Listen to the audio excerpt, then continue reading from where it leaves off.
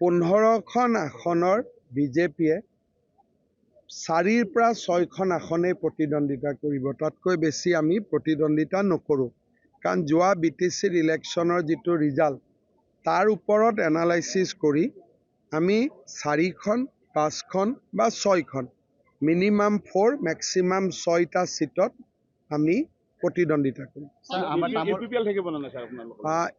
এইটো ক্ষেত্ৰত UPPL আৰু BPF দলৰ মাজত আলোচনা হয়, আমি স্বাগতম কৰিম, কিন্তু তেওঁলোক দল দুটাৰ মাজততো আমি বহি ল'ব নোৱাৰোঁ।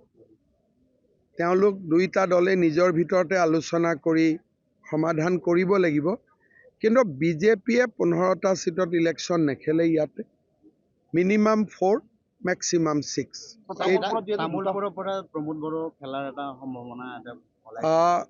চাওক, তামোলপুৰত প্ৰমোদ বড়োৱে নিৰ্বাচন খেলক বা আন বড়ো নেতাসকলে বিভিন্ন জেগাত নিৰ্বাচন খেলক, আমিতো সদায় ভালে পাওঁ। আমি আমাৰ মাত্ৰ 4টাৰ পৰা 6টা সিটত আমি খেলিম। কোনকেইটা সিটত আমি খেলোঁ ঠিক হোৱা নাই, কিন্তু ডেফিনেটলি গোৰেশ্বৰ, তামোলপুৰ, টংলা এইকেইটা আমি খেলিব লাগিব সিট, কাৰণ ইয়াতে আমি আমাৰ BTC ইলেকশ্যনত আমি ভাল ৰিজাল্ট কৰিছোঁ।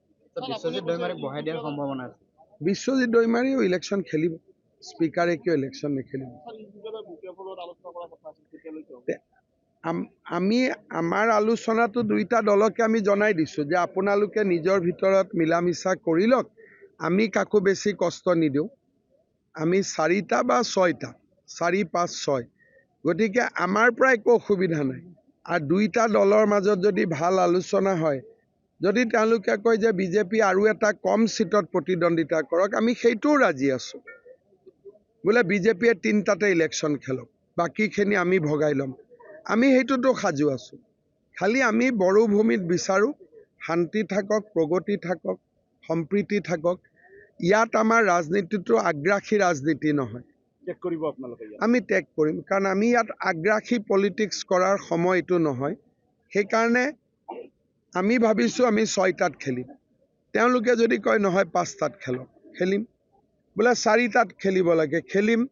বোলে নহয় আমি দুইটা পাৰ্টি লগ হ'ম, আমাৰ সিট কমি যাব, বিজেপিয়ে 3টাত খেলক, আমি 3টাত খেলিম। আমি ইয়াত আগ্ৰাসী ৰাজনীতি নকৰোঁ।